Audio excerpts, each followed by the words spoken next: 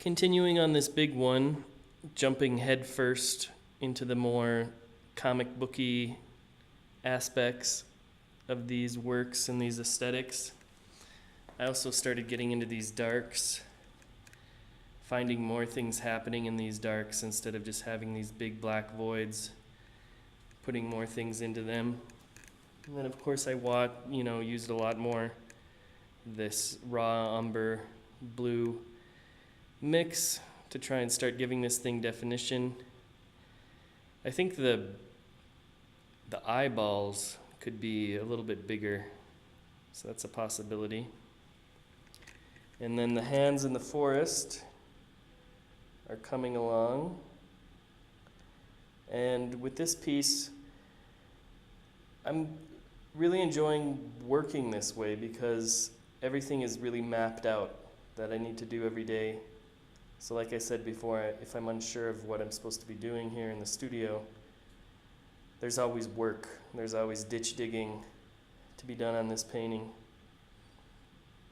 And just this idea of perception, I think, is pretty strong in this one because it's from this first person perspective, somewhat timeless. It could happen at any point in time because it's just forest and hands.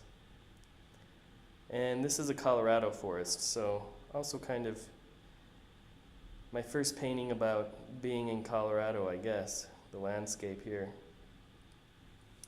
I also started on this head here. I was looking at Richard Powers, who's a science fiction illustrator from the 60s. He did a bunch of books for Doubleday, and these paperbacks for Arthur C. Clarke books and stuff like that. And I've been just looking at him and how unapologetically illustrative and sci-fi-y he can be. It's kind of refreshing for all of these paintings. And then I also got this weird, I guess we're calling them dream paintings, which are kind of a mix of all of these styles. A lot more primitive, similar to the dune buggy painting. So I have that one going on. And I have this one prepared. I want to do another kind of a dream sequence painting there. And then I got this one prepared here too. And I'll do a small abstract because I have to send some of these to the gallery for people to look at.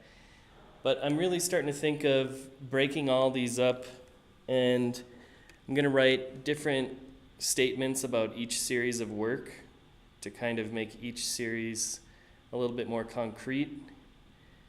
So I keep doing the heads, and then there's this methodical compositional style of these perception pieces. And then there's the abstract works, which has a lot of nice.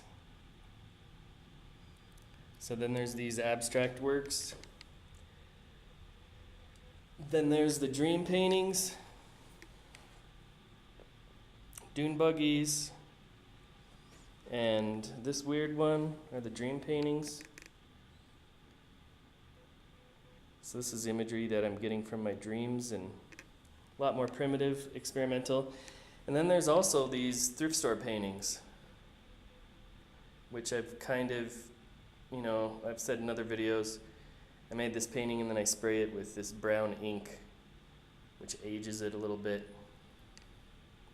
So I'm going to write up a statement for all these different series of works and have all these dueling statements collide into this stylistic disunity, which is kind of a signature of my process, the way I work in the studio. And I guess you would say my style is stylistic disunity.